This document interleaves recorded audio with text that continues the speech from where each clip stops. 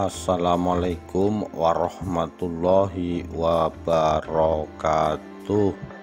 Rahayu Rahayu Sagung Dumadi. Perang perebutan tahta Jawa, Pangeran Puger versus Amangkurat III.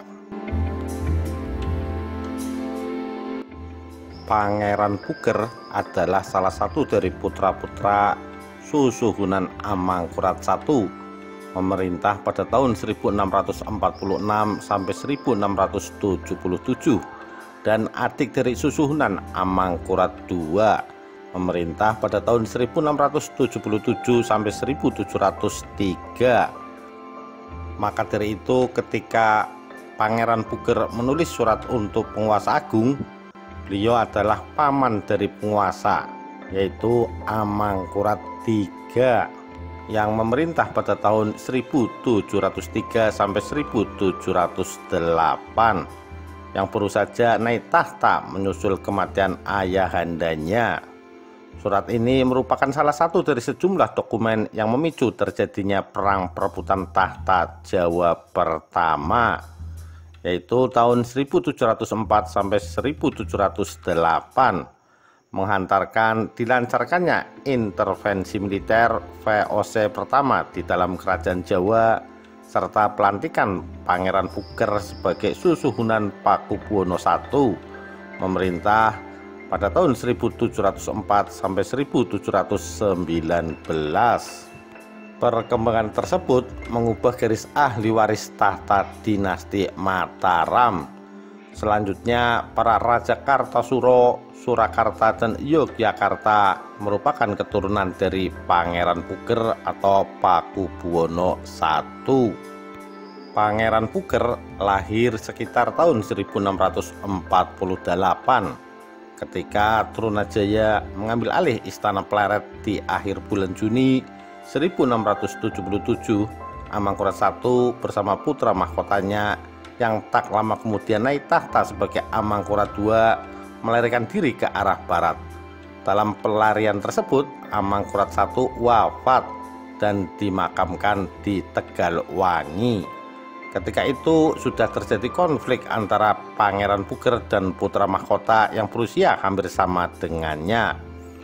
Sebenarnya lah terdapat sejumlah bukti bahwa di akhir hayatnya Amangkurat I lebih memilih Pangeran Puger ketimbang putra mahkota. Bagaimanapun juga, yang akhirnya memimpin perlawanan terakhir menyusul keraton ditaklukkan oleh Trunojoyo adalah Pangeran Puger. Pangeran Puger juga melarikan diri ke arah barat, menjauhi keraton yang telah jatuh ke tangan musuh, dan kemudian memproklamasikan diri sebagai raja. Dalam sejumlah dokumen sejarah Jawa, dia diberi berbagai gelar kerajaan seperti Senopati Ingalaga Sayyidin Penatagama dan disapa dengan sebutan Panembahan. Dalam sejumlah surat di masa itu, beliau menggunakan gelar Susuhunan bersama dengan dua saudaranya, Pangeran Martasana yang kemudian juga memakai berbagai gelar kerajaan, dan Pangeran Singosari. Pangeran Puger balik lagi ke Mataram dan merebut kembali keraton tua. Pada sekitar pertengahan bulan Oktober tahun 1677. Ketika itu dimulailah masa ketegangan yang berlangsung lama antara Pangeran Puger yang tinggal di Keraton Lama Pleret dan memerintah sebagai seorang raja yang sah, melawan Amangkurat II yang mendirikan istana baru di Kartasuro dan didukung oleh VOC. Di bulan November tahun 1680, kekuatan militer VOC dan Kartasuro berhasil mengusir Pangeran Puger bersama para pengikutnya keluar dari Pleret. Akhirnya VOC memberikan jaminan keselamatan kepada Pangeran Puger yang kemudian menyerahkan diri kepada Amangkurat II di bulan November 1681. Sepanjang masa pemerintahan Amangkurat II hingga akhir hayatnya di tahun 1703, berulang kali terjadi masa-masa sulit antara dirinya dengan Pangeran Puger, termasuk dengan keluarga besar Pangeran Puger. Dan bersamaan itu terjadi pula banyak konflik lain. persekongkolan serta sejumlah intrik di dalam keraton yang terpecah belah. Menurut catatan sejarah, ketika Amangkurat II wafat, terjadi sejumlah peristiwa supranatural yang mengamanatkan bahwa wewenang raja yang dianugerahkan oleh para dewata hendaknya diwariskan kepada Pangeran Puger dan tidak kepada putra mahkota yang digambarkan oleh catatan sejarah sebagai seorang lumpuh, berakhlak rendah, serta teramat zolim. Gambaran ini mungkin mencerminkan kepentingan para pewaris Pangeran Puger yang memerintah di istana tempat catatan sejarah itu ditulis. Walaupun demikian, putra mahkota itu tetap mewarisi tahta kerajaan sebagai Amangkurat III. Putra Pangeran Puger, Raden Suryokusumo, mengiringi jenazah Amangkurat II hingga ke tempat pemakaman para raja di Imogiri. Tetapi beliau sendiri kemudian tidak kembali ke Kartosuro. Sebaliknya, beliau pergi ke arah barat, ke Bagelan, dan menyatakan dirinya sebagai raja dengan gelar Prabu Panatagama, atau dengan gelar yang lebih agung, Susuhunan Waliullah Panatagama, artinya raja sahabat Tuhan pengatur agama. Nampaknya kiprah Suryokusumo sama sekali tidak terkait dengan ayahandanya.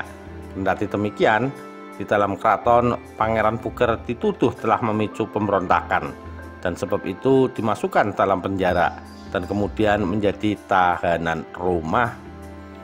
Di awal tahun 1704, sejumlah orang terkemuka lain juga berseberangan dengan raja yang baru. Di antara mereka adalah Pangeran Cakraningrat II dari Madura yang sangat berkuasa, yang ketika itu berusia sekitar 80 tahun, dan salah seorang istrinya dikatakan telah diperkosa oleh Amangkurat III.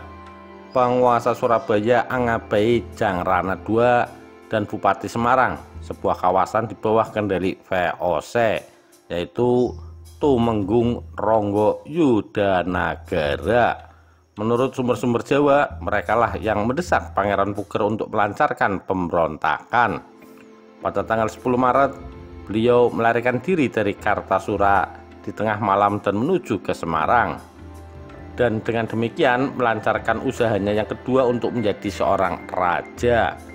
Maka dimulailah apa yang kemudian lazim disebut sebagai Perang Perebutan Tahta Jawa Pertama 1704 sampai 1708. Surat di bawah ini ditulis oleh Pangeran Puger di Semarang.